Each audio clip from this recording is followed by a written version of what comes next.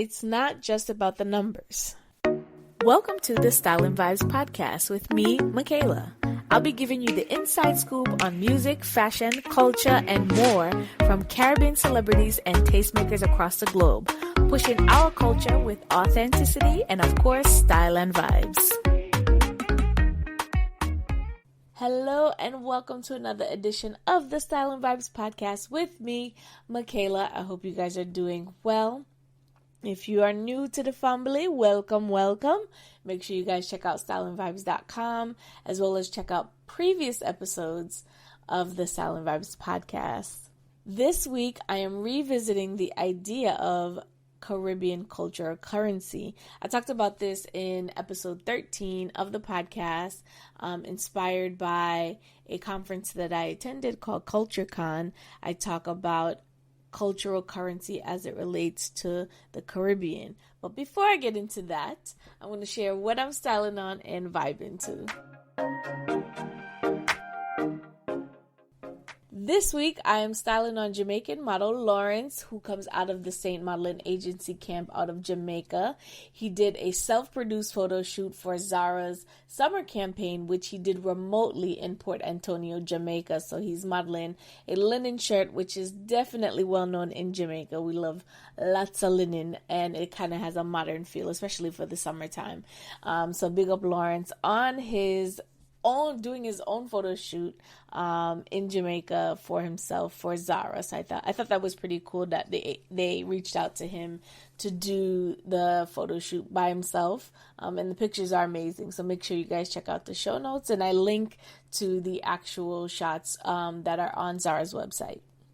I am vibing to Savannah. You guys know how much I love the Indignation camp. Savannah is releasing a new EP titled Be Somebody later on this month. I believe it's on the 31st, but she's released new visuals for a song called If You Only Knew. I love. It's so Norah Jones, Sade-esque in terms of a vibe. It's very mellow, but the visuals are really, really amazing. So make sure you guys check out the video. It's just her kind of on this journey. She's on a motorcycle with another guy. She's singing live. So it's some beautiful, beautiful shots of her just kind of vibing out around town. So I think you guys would love that. So make sure you guys check that out. That is also in the show notes.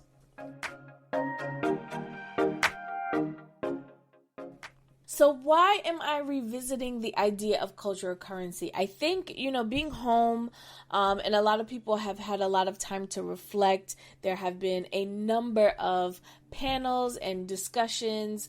Audiomack recently did Let's Talk, which was a conversation around the influence of Caribbean culture. ZJ Sparks did her own digital version of a panel online as well called State of Dancehall. Caribbean Elite Magazine also did a panel as well on Forward. I think it was called Forward Together panel, which really just discussed, how artists and Caribbean culture is kind of shifting in these COVID times and what's going to happen.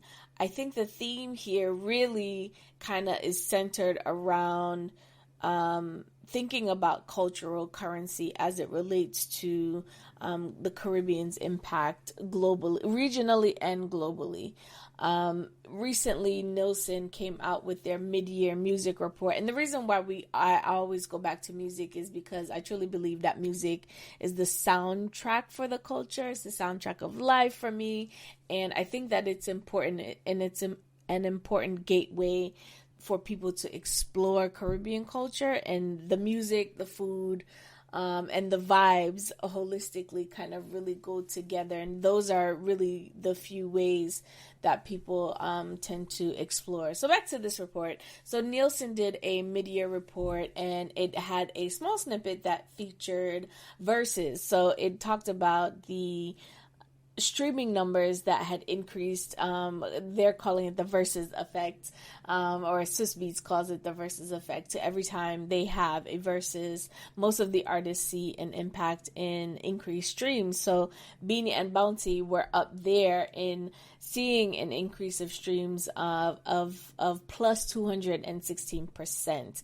So a lot of times with a lot of these reports, and I like to make a lot of observations. So I actually read through the report in its entirety, and it's talking about spins and, digital downloads, actual sales purchases, and things like that. I have no idea what the actual raw number is of what they were coming up from, but I think that specific highlight made me want to really revisit this idea of cultural currency. So as it relates to music, Billboard and Nielsen here in the States are kind of the standard for record keeping of numbers. So I don't think that it's holistically, all of representation of the world, but it's a good gauge to kind of see what was happening. And what I found interesting in terms of my observations of the report, of course, it kind of highlights all that is happening pre and post COVID through July, I believe, or through June. It's a mid-year report, so through June. And they're highlighting some of the important moments, like the infusion of TikTok and how important that is. Some of the highlights included versus Travis Scott's integration with Fortnite, which I discussed on our episode with Noah. I actually posed the question to him if he could do something like that, what he would do, and his response was really interesting, so go back and listen to that if you haven't. But what I found interesting about the report and what I see is, the pop and rock culture are charts are listed first, and even though R&B and hip hop are on the same charting, they're included together. What was interesting, I looked at the two genres in comparison, but they put pop and rock first, even though R&B and hip hop were doing better in terms of numbers and top streams and top sales, etc. So I thought that was interesting, and just looking at how things are viewed. So when you get to the whole charting part of the report, which I'll also, share a link to the actual report itself in the show notes as well. Billie Eilish is first, and she, as a top genre artist for pop, garnered 1.6 million sales or streams, popularity, while Drake was in the R&B and hip hop category, garnered around 2.46 million. So I think it's interesting that, we use numbers and we compare numbers a lot. And if you dig into those numbers, you can kind of get the real story and the gist of what is happening.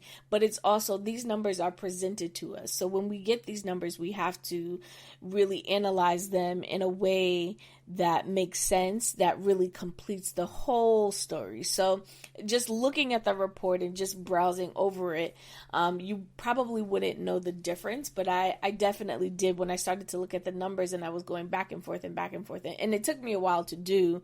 And I say this to say, we talk about numbers a lot, or we don't talk about them at all. So when we talk about cultural currency, we have to evaluate from a numbers perspective what that really and truly looks like. I definitely want to dig into this a little bit more, but I definitely wanted to preface it by going back and listening to that particular episode where I even talked about cultural currency and identified why it's important. But the numbers are an important part of that story. So I'm hoping to revisit that in a future podcast episode. But until then, I want you to go back and take a listen to that podcast episode as I talk about cultural currency and what it means in relations to the Caribbean.